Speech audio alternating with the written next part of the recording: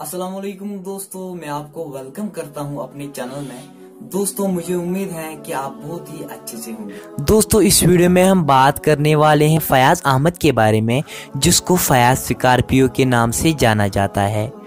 दोस्तों, आज फयाज स्कॉर्पियो पर एक मजाक बनाया गया। दोस्तों, मैं आपके सामने एक वीडियो क्लिप प्ले करता हूं। दोस्तों, सबसे पहले अगर आप मेरी चैनल पर नए हो तो चैनल को सब्सक्राइब कीजिए और बेल आइकन को भी ऑन कर दीजिए। दोस्तों, सबसे पहले आप ये वीडियो क्लिप देखो।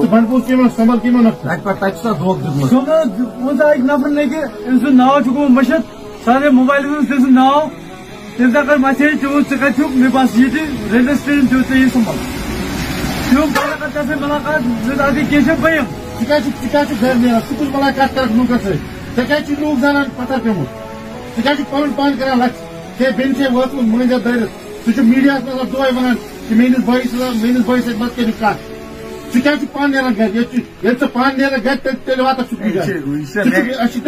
दोस्तों, आप लोगों ने देखा होगा कि किस तरह इस बेचारे पर मजाक बनाया गया। दोस्तों, मैं आपसे गुजारिश करता हूं कि इस पर मजाक मत बनाया करो। दोस्तों, आपकी क्या राय है इसके रिलेटेड, आप मुझे कमेंट सेक्शन में जरूर लिखें।